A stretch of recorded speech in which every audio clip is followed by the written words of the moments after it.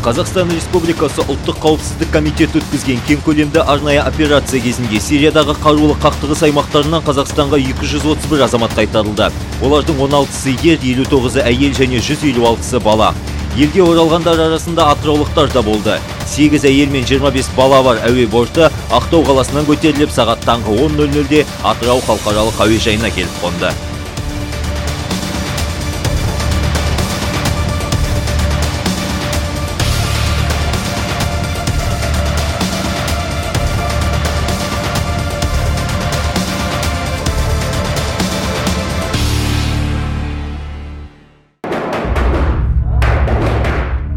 Сириядағы қақтығыстар салдарынан бірнеше қазақстандық қаза болып, олардың кейбіреулері із-түзсіз жоғалып кеткен.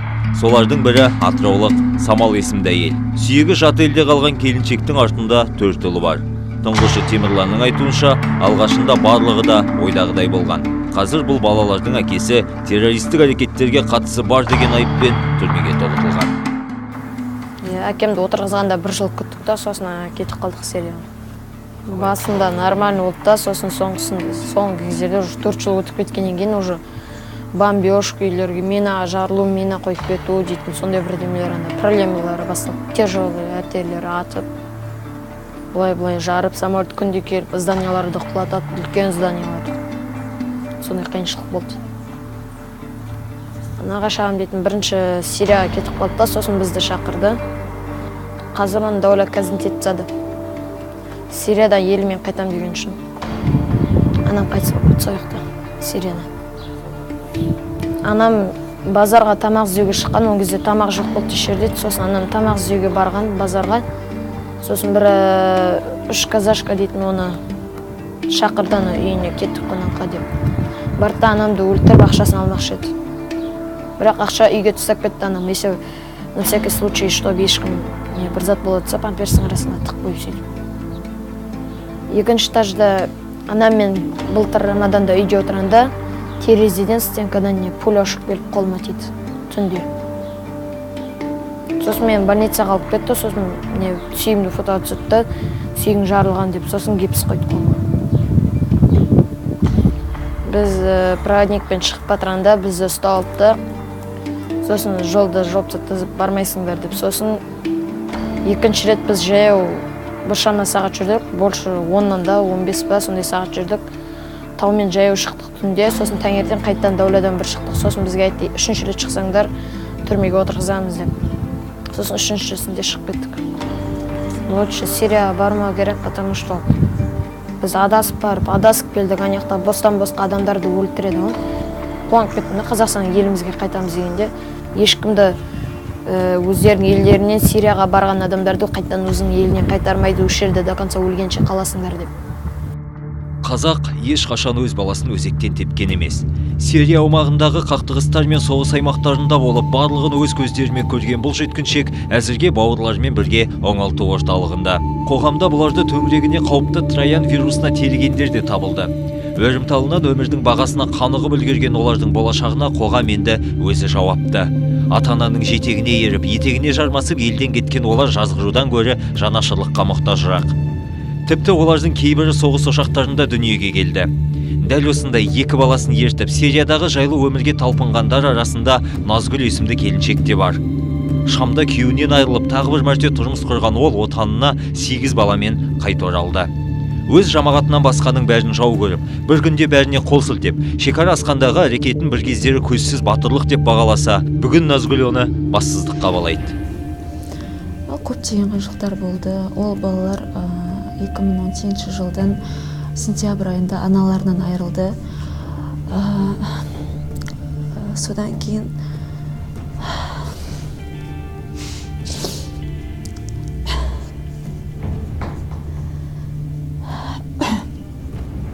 аналарынан айырылып, ол балдарды өзімнің қамқорлығыма алдым.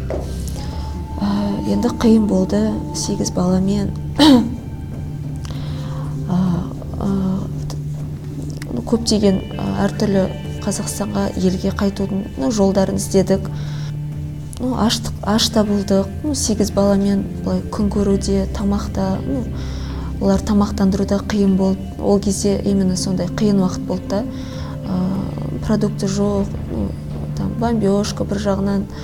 Каждый бір минутым маған маңызды болды да, бір күнім.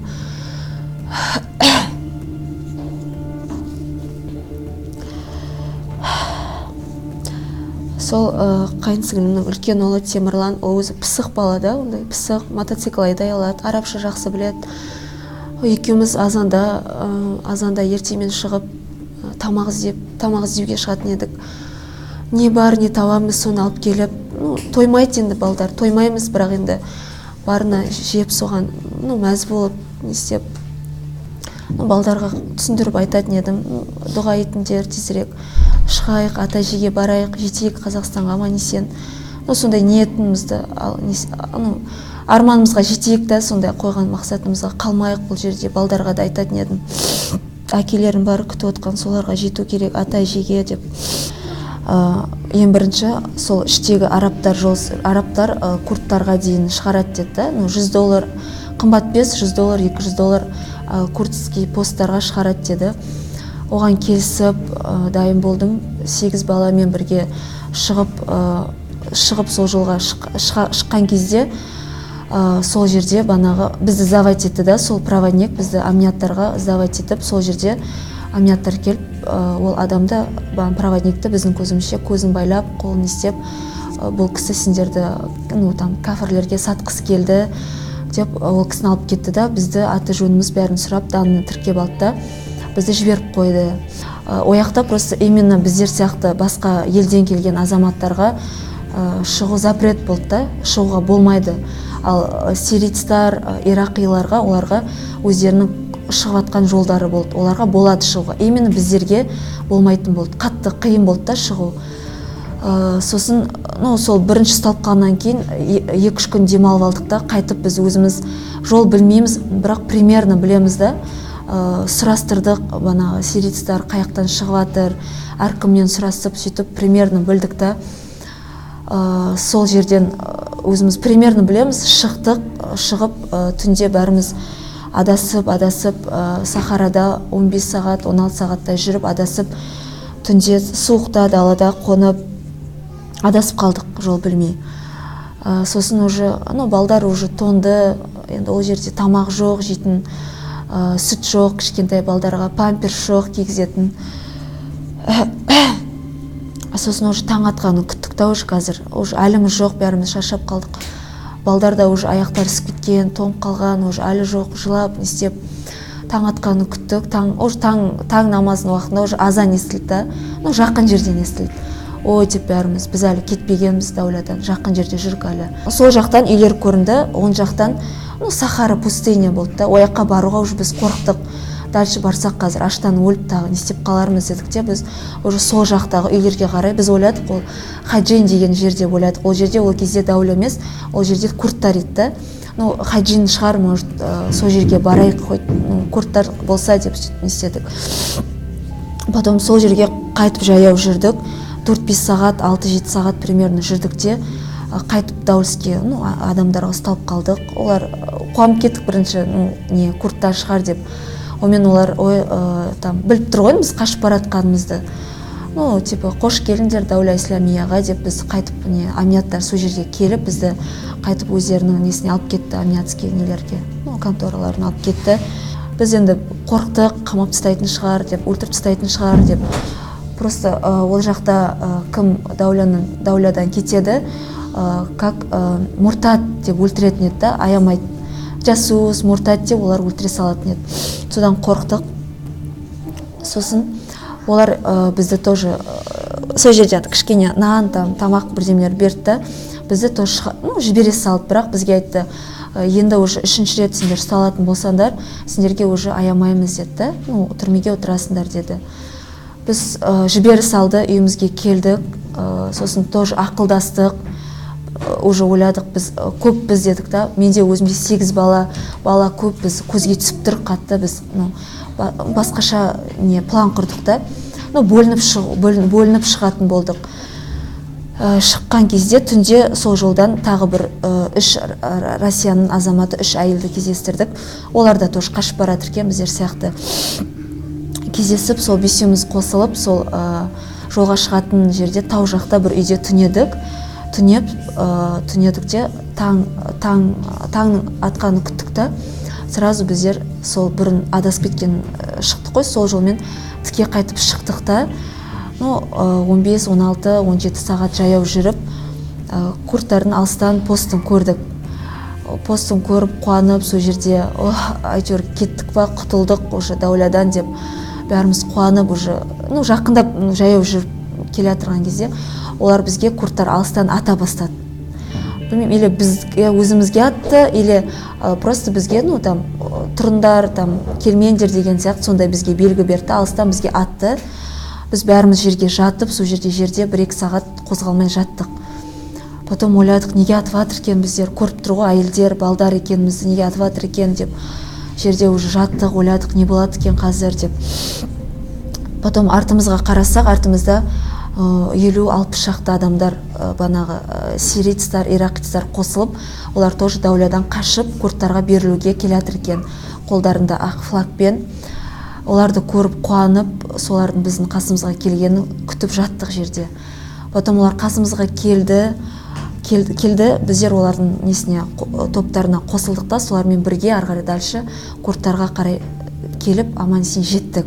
Потом сол жерде, сол постта, Сахарада біздер 3 күн қондық далада, тоже аш болдық, 3 күн бізге, машина келу керек болды да, курдтардың тарапынан үлкен-үлкен камаздар келіп, біздерді арғары дальше алып кету керек еді. Сол жерде 3 күн қиналып қалдық, тоже аш болдық, уже ойладық, өлетін шығарымыз уже сол жерде деп, уже әл жоқ, сөйлейтін, жүретін уже 3-ші күні, 4-ші күні, 3-ші күн болды, 4-ші күнге қараған күні машиналар келіп, біздерді бәрімізді тиеп, арғарай алып кетті. Білмеймін, қай жерге алып барғанын, өздерінің есіне. Бір күн бір түрмеде түнедік, потом сосын бізді тағы бір түрмеге әкеліп тастады. Ол түрмеде 10 күн жаттық. Ол түрмеде тоже қиналдық, 10 күн тамақсыз, несіз, жаттық. Потом 10 күннен кейін бізді Хасака Аль-Хол лагеріне алып келді. Уже сол жерге келгенде уже бәрі жақсы болды, тамақ, бәрі палатка берді, тамақ берді, киім берді, жақсы қарады. Сол лагерде 3 ай жарым, 4 ай уақыт жатып, 9 майда біздерді осы Қазақстанға келдік, Ақтау қаласына. Алла жолында соғыспаққа аттанған қазақстандықтар өзге мемлекетте бір-біріне оқ атып жүр. Кәпірлерге қарсы джихад жасаймыз, мұсылмандар бірігіп халифат құрамыз деген ғаламтордағы үндеулердің арбауына түскендер арасында атыраулық Балжан да бар. 2013 жылы күйеуінің шақыруымен алдымен Мысырға, кейін Сирияның Ракка қаласына қоныс аударған ол бастапқыда күмән тудырарлық ештеңе байқамаған. Поначалу, я не скрываю, да, там поначалу было все хорошо. Там в основном не было боевых действий. И когда начались активные боевые действия против курдских отрядов самообороны, когда исламское государство начало захватывать земли, убивать женщин, стариков, детей, брать в плен женщин,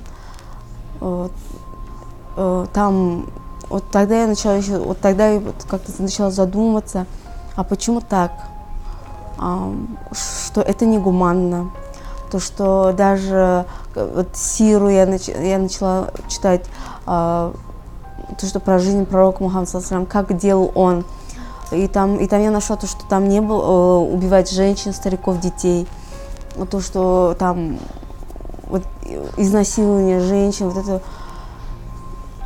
Я поняла, что в современном мире, вот в данный момент, и даже так не делал просто, и даже в современном мире, где действуют нормальные, гуманные законы, демократические какие-то законы, что это неприемлемо.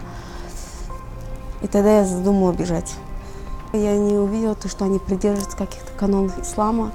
Они сами печатали книги, сами там давали какие-то фатвы, придумали какие-то свои правила, основываясь на том, что это все взято из Корана и Сунны.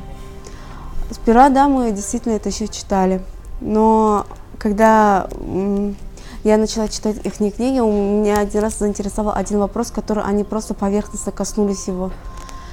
Я открыла книги, там постоянно пишут там, вот это доказательство, далиль взят из этой такой-то книги, там доказательства из Корана, вот такая сур, такой-то аят. Я начала это проверять. Я первый раз проверила, думаю, может, ошиблась. Второй раз уже я поняла то, что они перепутали какие-то слова, там поменяли смысл того или иного хадиса, взяли отрывок, либо какой-то, что-то взяли, то, что им было нужно, например, середину или конец они взяли, но полностью то, что доказывало это вообще было опровержение. Тогда я уже начала понимать то, что они нам говорят, это все ложь. Сперва говорили про Саида Бурятского, а потом там начали распространять книги шейха Анвара Ауляки, Макдиси. Например, очень много уроков проходило по книге Мухаммада ибн Абдул-Вахаба «Три основы». Именно в основе эти книги там были какие-то шейхи из Аравии, например, которые приезжали туда. Были очень много зарубежных шейхов, которые действительно приезжали туда, распространяли там книги свои, там Аль-Хазами, и свои идеологии. И они действительно тогда печатали свои книги, доказательства, и все выглядело правдоподобно. В начале 2014 года на нас начали нападать правительственные оппозиционные силы Башара Асада. И тогда мне мой муж первый раз принес пояс шахида и сказал: это для того, чтобы ты не попала в плен, чтобы ты не попал живой. Если к тебе будет подходить, если вас будет уже окружать, то не сдавайся, и лучше ты взорвись. Тогда я была беременна своего старшего сына, и я даже про себя думала, что я все равно, оказывается, я не смогу. Я не смогу этого сделать. Я поняла, что здесь никогда не будет выбора между жизнью и смертью. Что мне не придется выбирать, сейчас умирать мне, или потом, или подождать, или ждать смерти. Не надо будет ждать каждый день, когда тебя убьют, или когда ты станешь ранен, или когда погибнут твои дети. Я сейчас сравниваю эти две параллели, которые были, и поняла что как там вообще можно было жить, как вообще это не жизнь, наверное, была, это выживание какое-то. Выживешь, хорошо, не выживешь, завтра умрешь, вот так вот. Қазақстандық арнайы қызмет өкілдері мен сыртқы істер министрлігінің біріккен жұмысының нәтижесінде ел аумағына жеткізілген азаматтардың саны 500-ден асады. Сириядағы соғыс аймақтарында әлі де жүздеген отандасымыз қалып отыр.